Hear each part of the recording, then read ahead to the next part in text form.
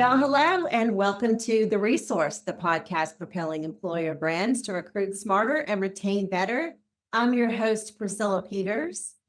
And I'm your other host, Scott Dismuke. And Priscilla, we've got a special data rundown episode today where we're going to give everybody an inside look at the webinar that we hosted last week, where we broke down some key recruiting data, economic and industry trends, and retention metrics from the final quarter of 2024. And I don't know about you, but I am glad that 2024 is over. Yes, right. And there is some kind of positive news, if you will, in some of the data that we shared in this webinar. So listen, that is right.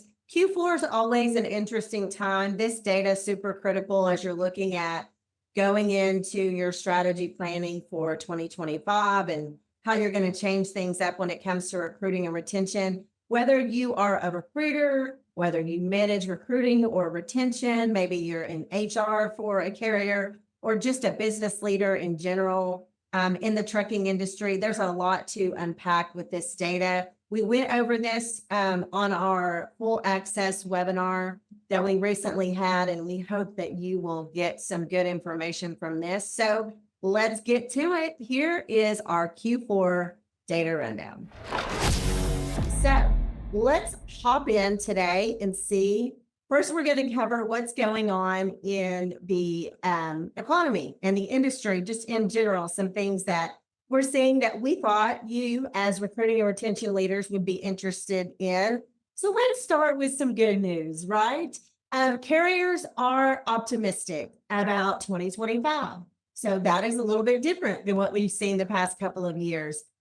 Truck Stop recently did a carrier insight survey, and the results of that showed that over 90% of carriers are optimistic. 54% of you are extremely optimistic. So I know that rates are increasing. We've got new technology that's kind of come into play that's really impacting your businesses.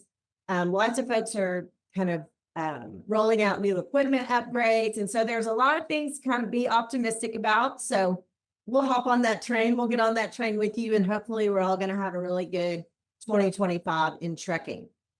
Now, speaking of things that are on the rise, truck driver job postings in Q4. And keep in mind, most of this data that we're sharing today comes out of the last quarter that we recently just completed, the last quarter of 2024. So in Q4, unique truck driver job postings increased a little over 12%.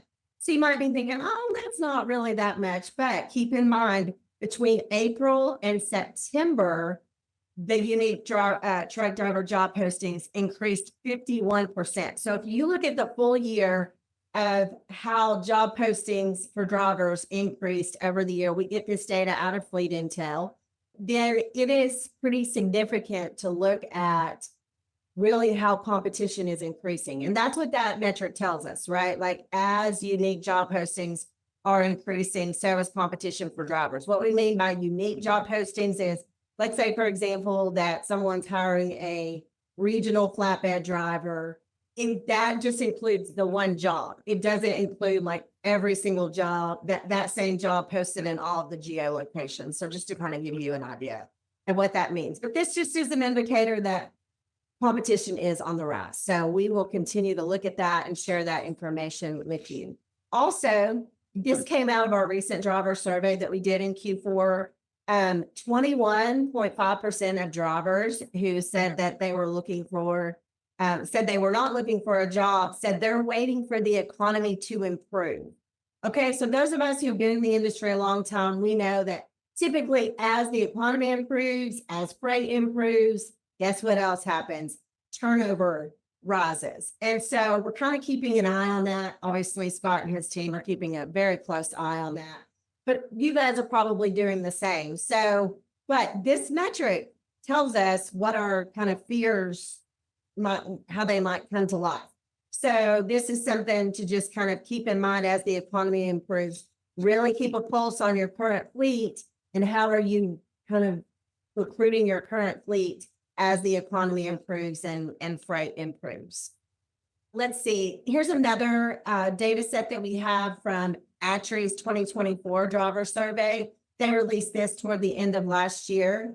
Drivers reported being detained during deliveries about 39% of the time. We know that detention really does impact retention. Detention impacts retention, right? And so this is just something to keep an eye on. How are you working with your shippers to kind of improve this?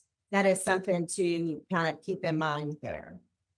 And then predictable pay and driver disappointment. So when it comes to driver pay, 81.9% of drivers who said they are looking for a job said it was because of predictable pay. So just keep in mind, like, how are you communicating your pay structures? I think that is important to just kind of keep in mind. And then a little over 59% said drivers said they made less, they earned less overall in 2024 than they did in 2023. That probably doesn't surprise most of us, but just something to keep in mind. Now, they told us this, but we'll get to a data set here at the end of the information that we're sharing today that really says that they, even though they earned less, they are optimistic about this year. So we'll kind of dive into that later on here in just a second. Also, speaking of driver pay, we want to just remind you to really keep your eye on pay transparency laws. One of the things that we're seeing in the market is that attorneys are really beginning to go after fleets when it comes to pay transparency. They're seeing this as an opportunity, if you will, for them. And so it is super critical that you stay up to date on the states that have pay transparency laws. You can see those here. Even some cities have pay transparency laws, like, for example, Toledo and Cincinnati have pay transparency laws, but Ohio doesn't. So if you are a conversion client, we did send out some information on this for you to just look at and consider and kind of go over with your legal teams. Listen, we are not attorneys, but we recommend that you do get with your attorneys and your legal team and just review how you are listing your pay, your driver pay specifically when it comes to pay transparency laws. Also, just a quick note, if you are attending the Recruiting Retention Conference in Nashville next month, we have a full workshop on this. So we have an attorney, an employment law attorney coming in and reviewing this. So that might be something that you want to just kind of mark down as something that you want to attend while you're there. Also, another kind of trend that we're beginning to see is that carriers are really starting to leverage business outsourcing part of their recruitment functions. So think about if you were a fleet who downsized your recruiting department during the freight recession, and now you're like, oh man, it's coming back, so I'm going to need more recruiters. Well, some fleets are saying, you know what, maybe I'm not going to add headcount, but I'm going to add, a BPO service to what I'm currently doing to help supplement some of that. So for example, 10-4 recruiting, they have lead conversion specialists. They're averaging over 100 calls a day. So my only takeaway here is just think about, sometimes you could think differently about, do I add headcount to my recruiting department, or do I add a service where they can help me supplement working my leads faster and better at a much, lighter cost to my bottom line than actual added person in my department. So just kind of something to think about. It's a lot of organizations, honestly, worldwide, really use this type of outsourcing. So, all right, we're going to move on to the next section. Can't talk. But I did have a question that came up in the chat. The question is, where are you pulling the job postings from? The increase in unique postings, is that from job boards? So that is from our Fleet Intel platform. And what Fleet Intel does is it scrapes thousands and thousands of jobs. We can get you some super specific information on that. You could reach out to Janet Farr, who works on our Fleet Intel team, or Steve Sichterman. Either one of those folks can get you down to dirty details. But that is where they pull that data from, our Fleet Intel data. All right. I'm going to move on to the next section. This is our advertising and marketing data. And so, as I mentioned before, we do have some exclusive benchmarking data that we release to only conversion clients. You will be getting an email later today with that information, with a link to this presentation that includes all of that. Keep in mind that I know you guys know this from what you normally receive, but it's cost per hire leads per hire, cost per full out, all of that fun stuff by carrier type. So you'll be getting that later today if you are a conversion client. But we have some great data to overview with everybody here today. So we'll dive into this advertising and marketing data. So we like to track what are the best performing strategies for each quarter when it comes to touch points and hires, meaning at some point the strategy did have a touch point with an actual hire. So when we're looking at what strategies perform best with cost per hire and touch points, these were kind of the top three. So what we call our SEM interactive. So think of that as things like Indeed, ZipRecruiter, Glassdoor. And those are the types of strategies that fall under SEM interactive. SEM aware is number two. That's the more high level awareness type of strategy from a search engine marketing standpoint. Think of Google, for example, on that. And then social advertising, specifically Facebook and Instagram. But we're going to get to some specific data and case studies with those, just so you can see like how that works and how that's actually how it performed well. And then the number one kind of tool, what I call helper tool, was Lead Assist. And so speaking of Lead Assist, this is some advanced AI automation that we have at Conversion. Carriers who use Lead Assist, so we track all of the carriers that we work with that use this technology, they saved 27% in their overall cost per hire. So it's super significant. What this tech does is it gives you to the full app faster. It allows your recruiters to kind of work on closing the driver, making sure they get an orientation, working on other parts of recruiting the driver, but then allowing the technology to really nurture and convert the lead from just a short form to a full application very, very quickly, most of the time within 48 hours. So it just improves time to hire, but also improves your cost per hire, which is something folks, are always looking at. Here is some data from Indeed that I thought was interesting. This shows the years of experience for truck driver candidates. So Indeed just looks at, okay, these are all of the truck driver job seekers.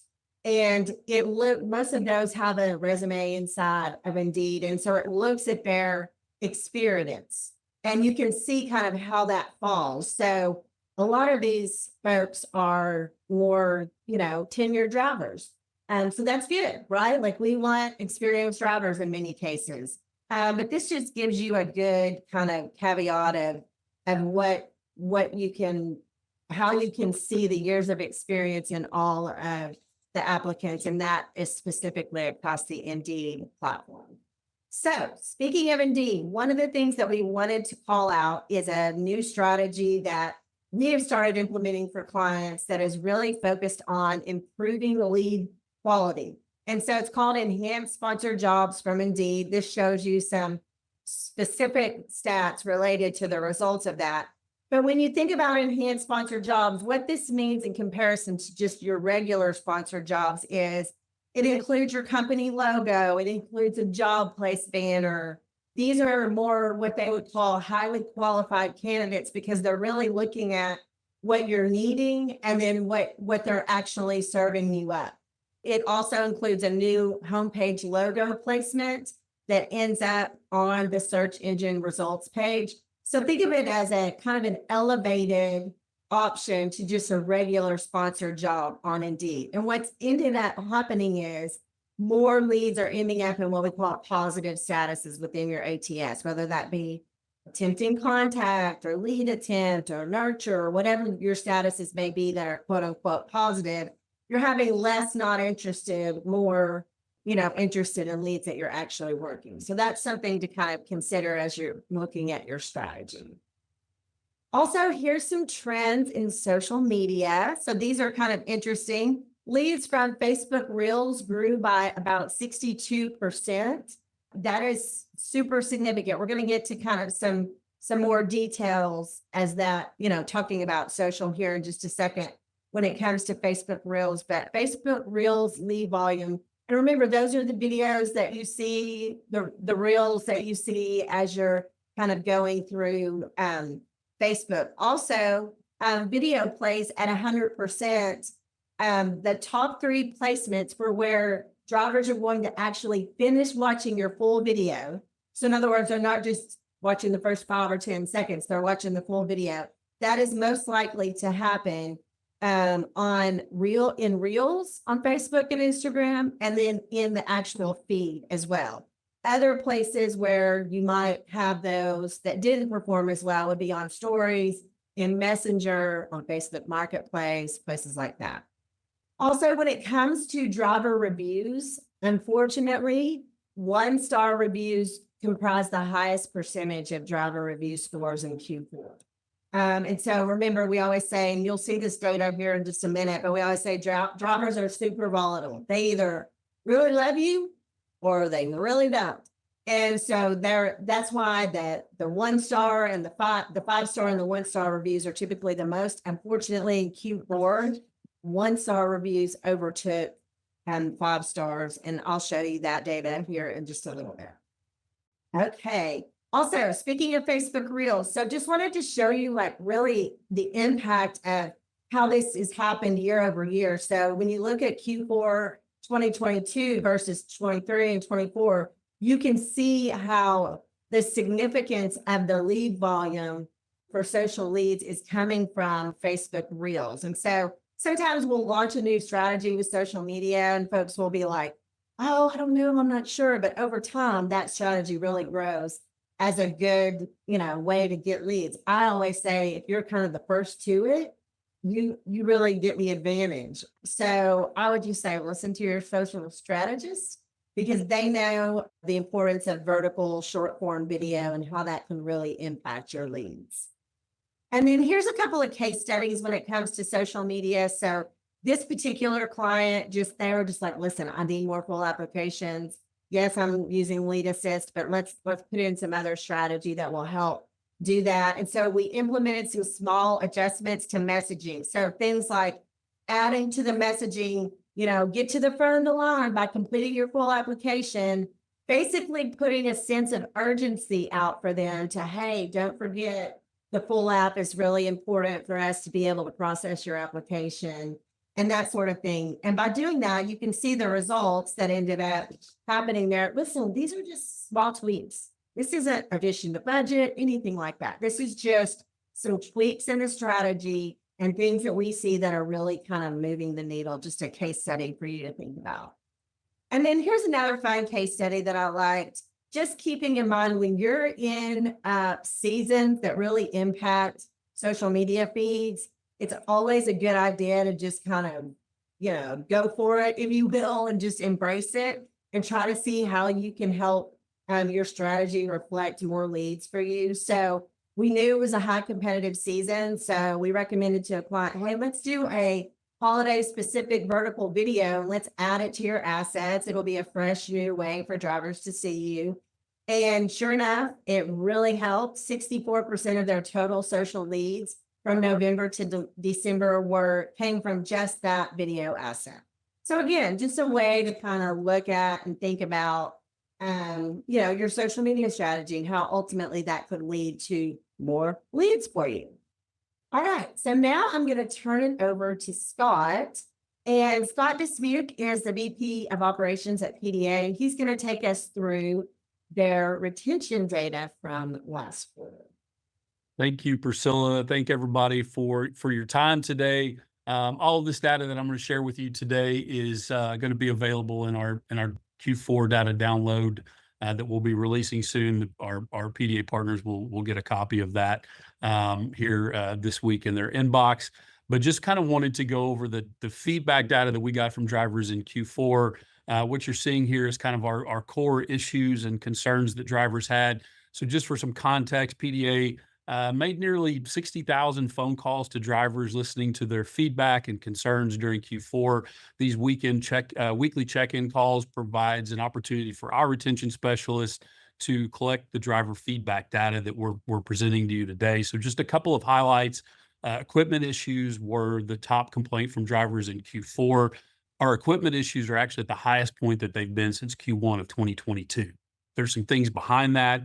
What we've seen is a rise in equipment assignment issues, and we'll get into that here in a little bit. But our equipment assignment, which is when we're talking specifically about the state of equipment for drivers that have just finished orientation. They have now been up 3 quarters in a row. They also are at the highest point since Q1 of 2022. Our overall compensation issues pretty much kind of remained steady from Q3 in 2024, but we did see some interesting data with compensation that we're going to talk about here in a few slides that will kind of dig into that a little bit deeper. Overall operation issues actually dropped from Q3 by about 1%, but there's some other data in there that as we dig a little deeper that's really important that we'll also touch on here in a few slides. So what you're seeing now is PDA has the ability to take our driver feedback data and segment it out from drivers who voluntarily left their job in Q4. And so what you're seeing right here are the top 10 issues that we saw from those drivers who voluntarily left their position. So a couple things that I would point out. While there have been some initial signs that some aspects of the freight economy are beginning to improve, the drivers are not feeling that yet. What you'll see here is 7 of the top 10 issues for drivers are either directly or indirectly affect the driver's ability to make money and to know what their pay is going to be. Equipment issues become compensation issues. So drivers that deal with multiple or recurring breakdowns usually see a drop in miles, which obviously affects their pay. So what I would tell you is well-maintained, inspected, and detailed equipment matters to a driver. Not only does it affect the driver's ability to make money, but our data has consistently shown that drivers view the state of their equipment as a sign of respect and how the company feels about them as a driver. So the other thing that we've seen, and it kind of shows here, we've seen it in previous surveys that we've done, is predictable pay is one of the most important things to a driver, but even more so during the most recent economic downturn and the inflationary pressure that not just drivers, but all of us are feeling. So while overall operation issues dropped by about 1% in Q4, communication issues, particularly communication issues with driver managers, rose by about 10% in Q4. Communication issues with their driver manager and planners issues actually accounted for over 60% of the top operation frustration for drivers in Q4. So here's what I would tell you. Do not let driver communication go unanswered. Drivers view communication respect as the same thing. We are in a very instant gratification society right now. Obviously, we order something from Amazon, it shows up on our doorstep the next day. That is what drivers expect from a communication standpoint. So when drivers are calling in or when they're messaging and we let that go unanswered or we don't respond to it for 2 or 3 or 4 days, I can guarantee you there's a recruiter from another company that is responding to them. We've seen that in the data from our previous surveys, is we know that drivers are getting 4 and 5 phone calls or emails from other recruiters every single day. So I would make sure that you don't let your driver communication go unanswered. Clear, concise, consistent communication is one of the most important aspects of driver retention. So keeping drivers in the planning loop not only goes a long way to reducing driver frustration, but it also keeps that driver from listening to other job offers. Prime example here, let a driver know why they're being planned the way they are. If you're putting them on a short run, but that short run is connecting them to a much longer run, if the driver knows that's the plan, that driver's frustration level decreases dramatically. Being open and honest with the driver about why they're being planned the way they are. There's what we see from drivers all the time is the anxiety of not knowing what the plan is. And you may not know the plan at that point. I know freight has been not great, to put it mildly, and that's okay. That's okay to tell the driver that. Tell the driver you're working on it. Let the driver know, hey, this is the situation. This is what we're doing. So reducing that frustration by keeping the driver in the planning loop goes a really long way to reducing that driver's frustration and, more importantly, that driver's anxiety. So while overall compensation issues are kind of remaining steady, what we are continuing to see is miles-related compensation issues are on the rise. So they have risen for 3 consecutive quarters, and we're up 7% from Q3 to Q4 of 2024.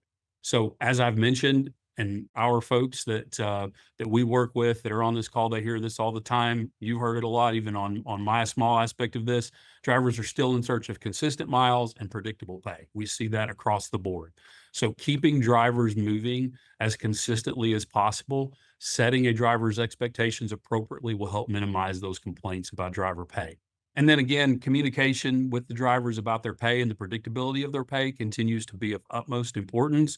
And I would just tell you, and this is true for communication, it's true for pay, keep recruiting your drivers once they finish orientation. Just because they finished orientation doesn't mean they're going to just stick around. Continue to recruit those drivers, communicate with those drivers, over communicate with those drivers, more importantly, and continue to treat them like you're still trying to bring them into your organization, because other companies are recruiting them, so you have to continue to recruit them as well. So as I mentioned earlier, the equipment assignment issue is at the highest point that it's been in 3 years. So here's what I would tell you about this, and here's why we think this is one of the most important data points when it comes to equipment issues. Your equipment is your first impression on a new driver. So drivers have repeatedly told us over the years that the state of their equipment at the time of assignment, right out of orientation, is a sign of how that company feels about them as a person and how that company feels about them as a driver. So you have invested a lot of money in recruiting and in marketing to bring in a new driver. The worst thing you can do is to give them keys to a truck that is already broken down, that immediately puts them in the shop, hindering their ability to make money. The worst thing you can do is give them the keys to a truck that has not been properly cleaned, detailed, that still has the previous driver's belongings still in the truck. That immediately is going to raise red flags with that driver. That driver may not immediately quit, but there is a one strike already there, and it just makes it easier for that driver for the next problem that happens. If you're not on top of it and you're not quickly on top of it, that driver is going to be more likely to leave. So that is the most important thing you can do for a driver right out of orientation, is give them a truck that's working and that has been cleaned and detailed. So that's kind of the retention data for Q4. It's been an interesting couple of years. Q4 did not disappoint, and we're interested to see what happens in Q1 of this year. Yes, definitely. For those of you who are on our live webinar, you can, just a reminder as we kind of go to this last bucket of data that we're going to cover, you can type in your questions. Some of you already have, we have a few in here that I'll get to in just a second. You can type your questions in the chat or in the Q&A. So let's round out this data rundown with our, this is driver data. This is data around drivers that we thought that you as our listeners and viewers would be interested in. So this first data set, 85% of drivers told us they are applying to more than one job. So there's a pretty darn good chance that when you get a lead, someone else has that lead as well. So I always say, every bird gets the one, right? Whoever gets to the driver first, sometimes and often will have a better chance of closing that driver. So be sure you have processes and technology in place to help you with that.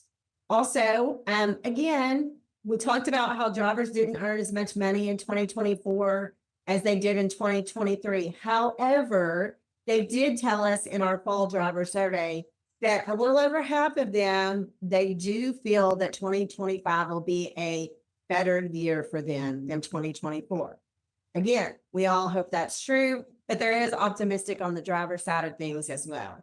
And then we always like to round out our data rundown with information related to what are drivers talking about in their driver online reviews. And this are the top 4 words from positive reviews and the top 4 words from negative reviews. And so you can see many of these overlap. Matter of fact, they all do. So again, Scott really focused on a lot of these when it came to the retention data and issues and concerns that drivers have. These pretty much mirror that. When it says driver, that's a word that we see a lot in the reviews, and think about that as things like they're talking about how they treat me as a driver, or I'm a driver for this fleet and this is what happened. That's why that word kind of comes up a lot in the keywords.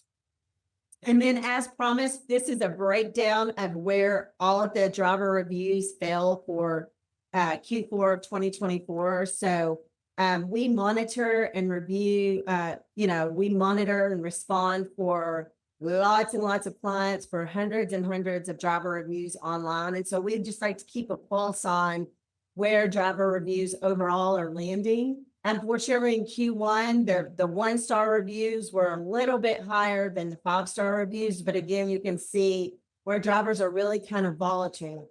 And they're really going to share when they really, really love working for you. And they're certainly going to share when they don't necessarily as well. So that kind of concludes all of our data for today. So what we're going to do now is take some questions from our live webinar viewers here today, Scott. So again, we have some in the queue. If you would like to type those in, you can type them in the chat, or you can also type them in the Q&A window in your Zoom platform.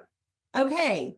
The first one says, okay, so Scott, this one's for you. It says, how are carriers dealing with equipment issues of drivers when most of that is out of our hands?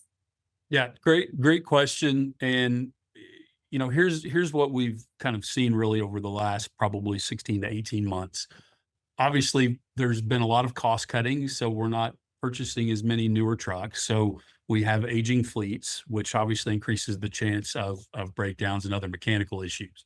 So a couple things that I would say. Number one is we've seen a lot of emphasis on preventative maintenance inspections. We've seen an emphasis on pre-trip and post-trip inspections with the drivers. So to try to catch as many things as we can before they become a much larger issue. So those are kind of the main things that we've seen on that front. But kind of going back to the equipment assignment part of it, which I think is the larger issue, and I think it's one thing you can control. And I think the drivers also understand that it's something you can control. Is the larger issue on the equipment assignment is when that driver literally walks out to the parking lot and that truck has a check engine light, a flat tire, or something along those lines. Really, with equipment, it's more about controlling what you can control. I think drivers understand that breakdowns are part of the profession. They understand that those types of things are going to happen. It's those things that you can control is really what increases the frustration from that driver. So really, it's about preventative maintenance. It's about having those drivers do their pre-trips and post-trips to try to catch as many things as you can. And then finally, when that driver does have to go into the shop, try to get them in a loaner. Try to keep them moving as much as possible. Obviously, the loaners are loaners for a reason. We see a lot of times that the driver will get a loaner and that truck will break down as well. There's a reason that truck is a loaner. But if you're working to consistently keep that driver moving and logging miles and making money, the less frustration that builds up with that driver. Yeah. Okay. Yeah, that makes sense. We've got a couple more questions in the chat. Keep in mind, you can type them in the chat or in the Q&A window. The next question says, what was the thing you mentioned to improve lead quality? Okay, so that was enhanced sponsored jobs from Indeed. Enhanced sponsored jobs from Indeed. That's what I mentioned. Just keep in mind, it adds things like your logo, really more focused on getting you exactly what you need from the aspects of the quality of the lead that you need, things like that. So you can talk to your account executive or someone from our sales team, if you're not a conversion client, or someone else about those as well. But that was enhanced sponsored jobs from Indeed. Okay, Scott, we've got questions. 2 questions that we have right now. One says, what are the factors that are defining the difference between the 5-star and the 1-star reviews, since the percentages are pretty close? Yeah, that's a great question. So again, they're referring to this slide. So this is overall, when we look at the total number of driver reviews. So the difference, the factors that are coming into play are going to be really different for each carrier. But what I would recommend you doing is find out what this breakdown is for you. Like last quarter, go in and look at all of your driver reviews from Google, Facebook, Checkers Report, Indeed, Glassdoor. Like take a look at all your driver reviews and then identify what are the keywords that are coming up. Like these are just overall keywords from all the reviews that we monitor, right? But I think it's a really good exercise because then to answer your question, then you'll be able to figure out, okay, what is the big difference between my 1-star reviews or my 5-star reviews? And then also, I mean, think about adding to the mix things like, PDA, they talk to thousands and thousands of drivers every month to kind of get some of these like pain points, if you will, if you wanted a third party to kind of help with that. But the differentiators are not, they're going to be specific to you and your carrier. But again, this kind of calls out what they are just overall from an industry standpoint. So hopefully that was helpful. Let's see. Oh, she had a follow-up. But what are the differences from the data that you collected? So the data on this here just shows you what the breakdown is. So the 32, when we look at all of the online driver reviews from Q4, this was how they all broke down. I hope I'm answering your question. If I'm not, email me and hopefully I can get you what you need on that. Another question we have in the chat, it says there's been much talk about quality drivers, qualified drivers, and improving driver retention. Just how do you folks recommend a carrier being able to identify a qualified driver versus a qualified driver? So this is my best kind of answer in how I would identify that. So for you and your fleet, what you consider a qualified driver is going to be different than what some fleets do. Like even down to, years experience. Do they need certain, hazmat and things like that? Do they need, how long do they need to be able to pick up a tarp if they're a flatbed driver? There's a lot of different things. And so what I would do is make sure that number one, the way that we look at it is, how do I clearly identify what a qualified driver looks like from a persona standpoint? So in other words, this is Joe Smith and he's a qualified driver. What are the totality of his complete and total persona and what does that look like? And then when you go and you match your strategy with that, not just your advertising and your marketing, but also how your recruiters are, speaking to the driver and all those types of things.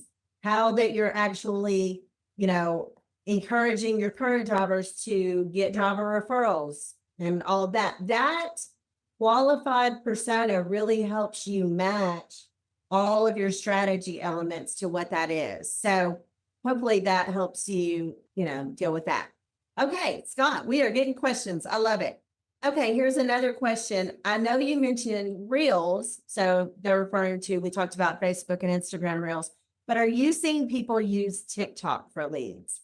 Oh, TikTok, right? What a month we've had with TikTok. So to answer your question, we are not currently seeing it produce a major component of lead quality. Are there brands that are using TikTok to generate driver leads? Of course they are. But here's where I would tell you where we're seeing the best strategy for TikTok. Number one, we recommend you have a TikTok. We recommend you have a handle. We recommend that you produce content there.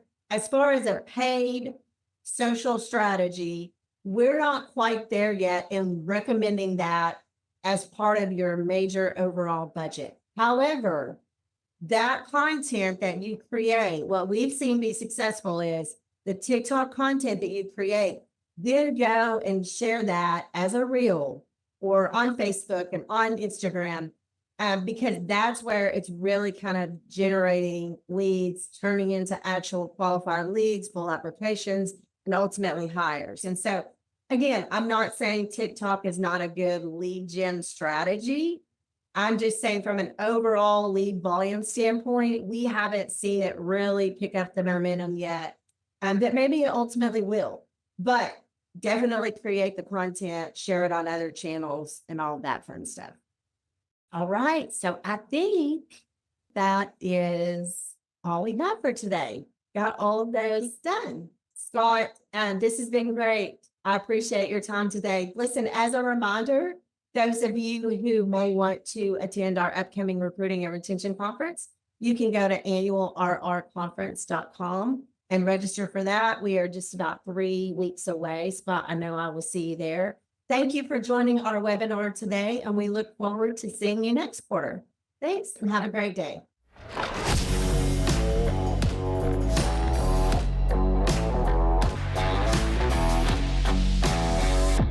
Well, Scott, that was a great discussion. I mean, that may be a record for how many questions record. I've forgotten on a webinar. Yeah, absolutely. Absolutely. Hey, but the most important thing is we're not done yet. So be sure to join us for our next webinar where we're going to take a deep dive into the 2024 annual report. This is something that we've started doing the last couple of years, and it's going to be packed with insights from a full year's worth of data for some trends and some strategies from the recruiting and retention world. Yes, I am really excited for that one, Scott. Thanks for listening. If you had fun, give us a virtual high five by leaving a rating and review on your favorite podcast platform. And be sure to hit that subscribe or follow button so you never miss an episode of The Resource.